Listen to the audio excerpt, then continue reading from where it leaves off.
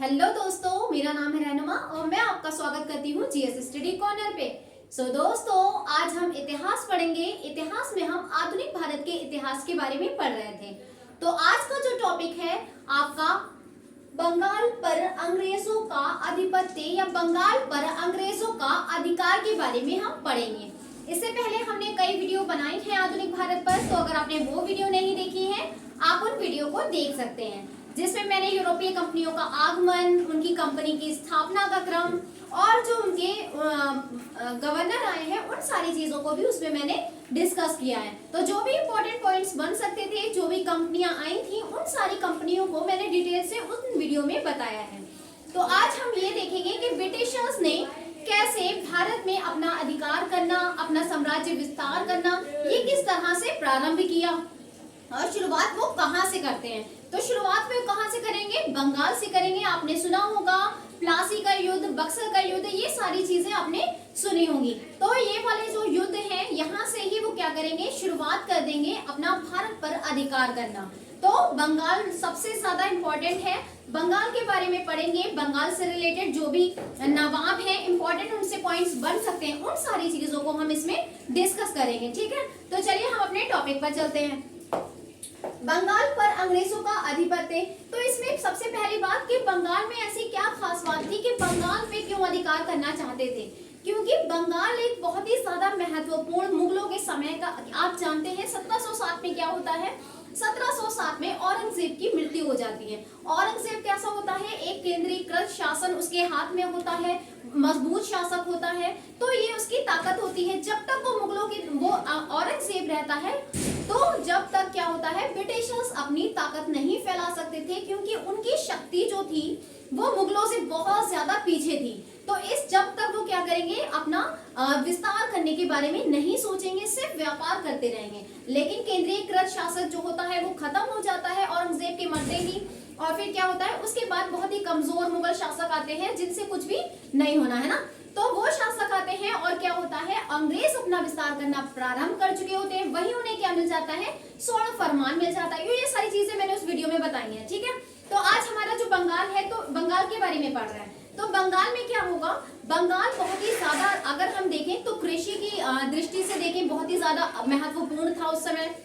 और बंगाल का एरिया जो था, अगर देखें तो उसके ऊपर वो जो क्षेत्र था, उसपे वो हर चीज से, हर दृष्टि से वो बहुत ही ज्यादा महत्वपूर्ण था।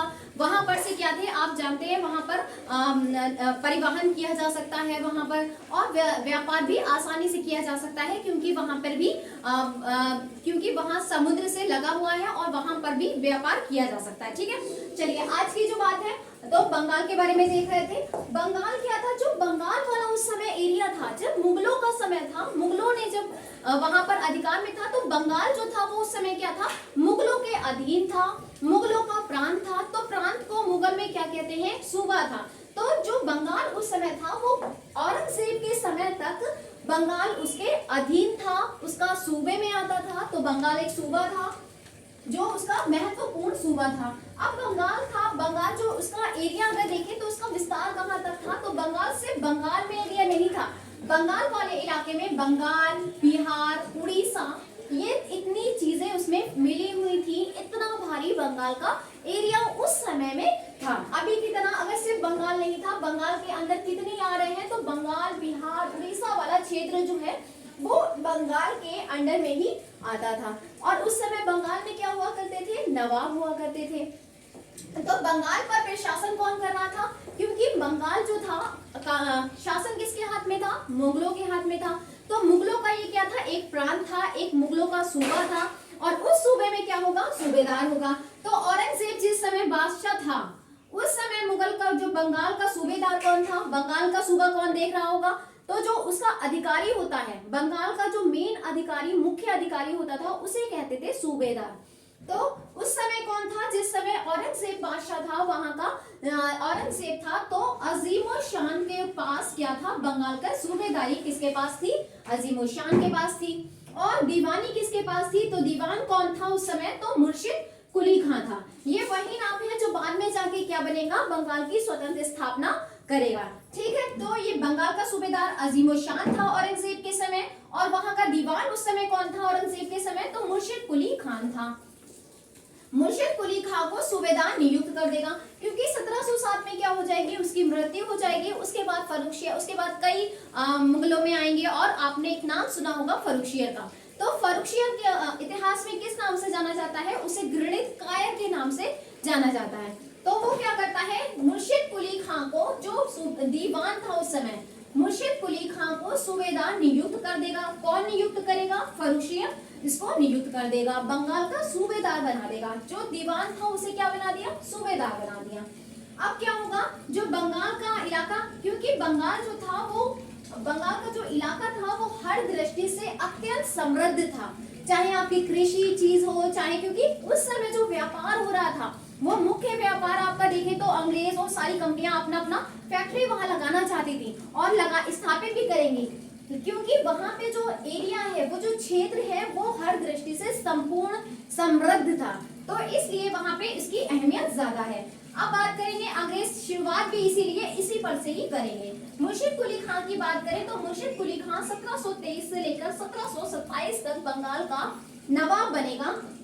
तो अब ये क्या कर रहा है, क्योंकि इसको बनाने वाला सूबेदार कौन है, फर्रुखशियर, क्योंकि ये मुगलों के अंडर में आ रहा था। फर्रुखशियर इसको क्या बना देगा, सूबेदार बना देगा। फिर ये बाद में क्या करेगा, ये अपने आप को मुगलों से स्वतंत्र कर लेगा, मुगलों से स्वतंत्र कर लेगा। मुगल सम्राट फर्रुखशियर द्वारा नियुक्त किया जाएगा और अंतिम स्वतंत्र सूबेदार होगा।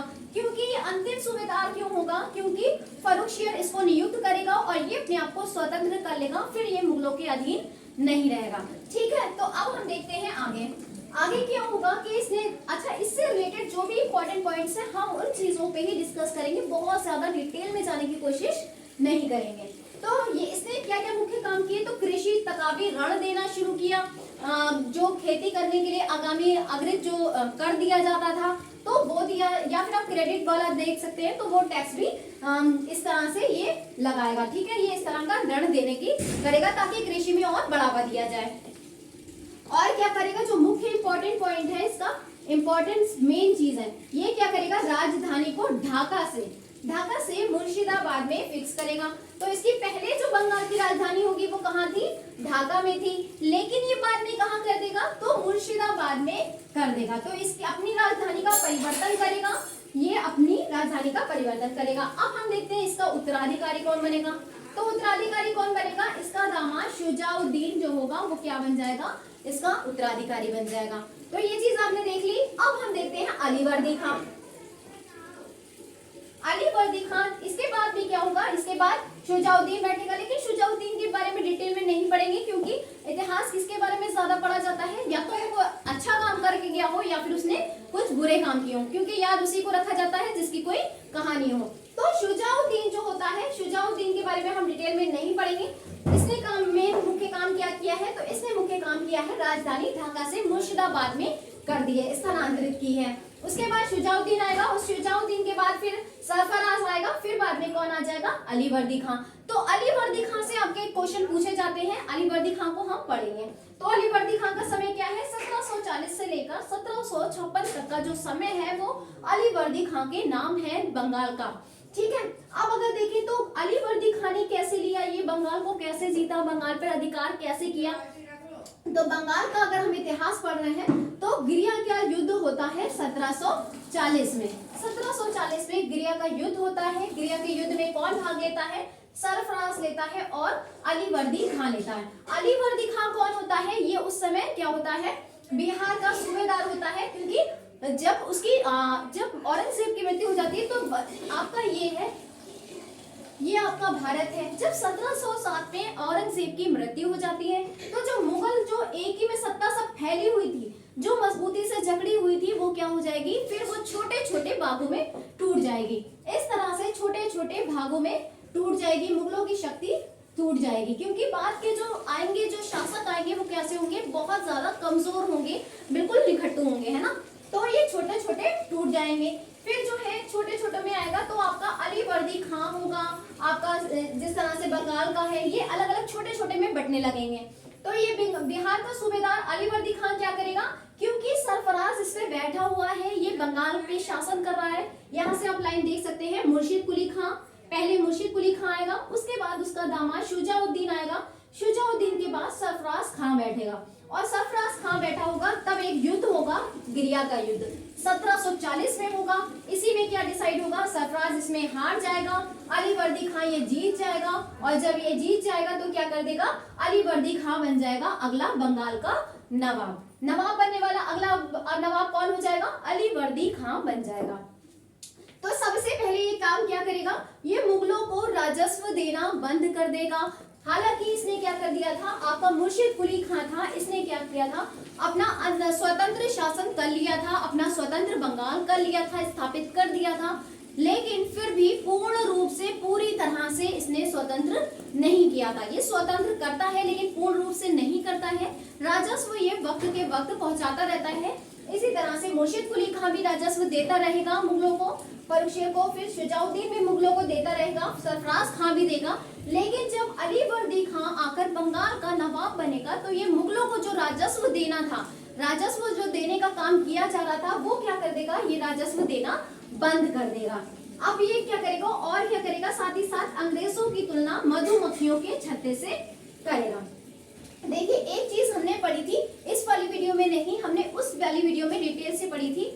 क्या होता है, अंग्रेज जो होते हैं, हैमिल्टन, डॉक्टर हैमिल्टन और सरमन मिशन के बारे में आपको मैंने बताया था। वो जहांगीर के पास जाते हैं और अपना मिशन उनके सामने रखते हैं और उनसे कहते हैं कि आप हमें कुछ ऐसा बताइए कि हमें बार बार टैक्स ना देना पड़े, हमें एक ही बार में टैक्स देना पड़े, ऐसा कुछ पास दीजिए मुझे। तो वो क्या करता है, फर्रुखियत, क्योंकि वो मुगल का मेन बादशाह होता है उस समय, तो वो क्या कर देता है, उसका मिशन उसे समझ आ जाता है और वो पास उसे दे देता है। तो वो स्वर्ण जो उसका शाही फरमान है वो जारी कर देता है। अंग्रेजों को शाही फरमान मिला हुआ है तो वो क्या करेंगे, वो अपना व्यापार अच्छे से कर रहे थे। आपको पढ़ाया था मैंने कि बंगाल में शाही फरमान किस तरह काम करेगा। शाही फरमान जो था वो पूरे भारत में काम कर रहा था, जितने भी मुगलों की फैली हुई थी।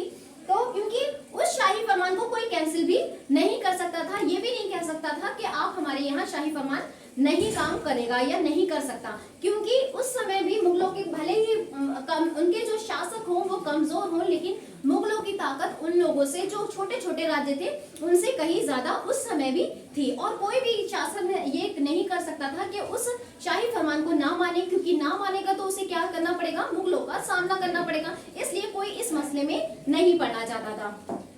तो अंग्रेजों को क्या था, अंग्रेजों के पास शाही फरमान था और वो उसका गलत इस्तेमाल कर रहे थे। शाही फरमान जो दिया था वो बंगाल में क्या होता है कि उसने कहा था कि बंगाल में जितना मर्जी चाहे तुम व्यापार करो, लेकिन हमें कितना दे दो, वर्ष में, एक साल में वार्षिक कर कितना दे दो, 3000 रुपए देते जाओ, और जितना मर्जी चाहे आप क्या करो, बंगाल में व्यापार करते रहो। तो ऐसा हो रहा था। तो जो पहले जो आपने देखा था, पहले बंगाल के नवाब ने जो उसे दिया था वो उसका कैंसिल हो गया, क्योंकि मेन जो करने वाला शाही फरमान अब सबका ही लागू हो रहा था। तो जो जितने भी नवाब आएंगे इन्हें क्या होगा, इन्हें दिक्कत होगी, क्योंकि ये है तो बंगाल के नवाब, इन्हें मिलना चाहिए टैक्स ताकि ये अंग्रेजों से वसूल कर सके, लेकिन ये वसूल नहीं कर पाएंगे, क्योंकि ये पैसा किसको दे रहे हैं, बंगाल में ट्रेड कर रहे हैं, बंगाल में व्यापार कर रहे हैं, लेकिन पैसा किसको जा रहा है, जो टैक्स वो लोग देते हैं वो किसको दे रहे थे, साल में 3000 मुगलों को दे रहे थे। तो वो उन्होंने ये कर रहे थे, और इन लोगों को जो बंगाल के नवाब थे इनको चाहिए था कि इन्हें मिले, लेकिन ये नहीं पढ़ना चाहते थे, बिल्कुल भी इस मसले में नहीं पढ़ना चाहते थे। तो क्या होगा, अंग्रेजों के आज फिर क्या होगा, ये अंग्रेजों की तुलना मधुमक्खियों से करते हैं। कैसे करते हैं, क्योंकि इनके पास आते हैं, अलीवर्दी खां इस बात से परेशान था कि ये शाही फरमान अंग्रेजों को मिला है और अंग्रेज इसका गलत फायदा भी उठा रहे हैं। एक तो वो खुद काम कर रहे हैं, व्यापार कर रहे हैं, और दूसरा क्या है, जो लोग दूसरे लोग भी व्यापार कर रहे हैं उनको वो पास दे देते थे, जिससे उन्हें अगर वो बंगाल के नवाब को अपना देंगे तो अगर टैक्स देंगे, ज्यादा देंगे, तो अंग्रेजों से वो पास ले लेते थे और अपना व्यापार कर लेते थे। तो जो अगर बंगाल के नवाब को जो वो है, आप अगर 100 रुपए देंगे टैक्स, तो उसको 100 रुपए ना दे करके अंग्रेजों को 50 रुपए दे देते थे। तो 50 रुपए में ही काम हो जाता था, आधे में ही काम हो जाता था। तो ये चीज थी, इसलिए अंग्रेजों को जो शाही फरमान मिला था वो भी क्या था, वो उसका गलत इस्तेमाल कर रहे थे। ठीक है, तो अब जब अलीवर्दी खां के पास लोग जाते हैं तो वो कहते हैं जब इतना ही परेशान हो तो क्यों ना तो इस शाही फरमान को कैंसिल कर दो और इसके रद्द कर दो। तो ये क्या कहते हैं, अंग्रेजों की तुलना मधुमक्खियों से कर देते हैं, मधुमक्खियों के छत्ते से करते हैं, क्योंकि ये क्या कहते हैं कि अंग्रेज जो है वैसे तो बहुत सही है, अगर हम इनको परेशान ना करें तो ये क्या करेंगे, कितना भी कुछ ना कुछ कमाएंगे, कुछ ना कुछ तो हमें फायदा होगा ही। यहाँ पे व्यापार करेंगे, हमारे एरिया में व्यापार करेंगे, कुछ ना कुछ तो हमें फायदा होगा। लेकिन अगर हमने इन्हें बरइयों के छत्ते की तरह है, अगर हमने इन्हें छेड़ा, इनको परेशान करा, तो क्या होगा, ये हमारे मधुमक्खियों के छत्ते की तरह हमारे पीछे लग जाएंगे। इसलिए उसने अंग्रेजों पे ध्यान नहीं दिया, जो अपना व्यापार कर रहे थे, करते रहे।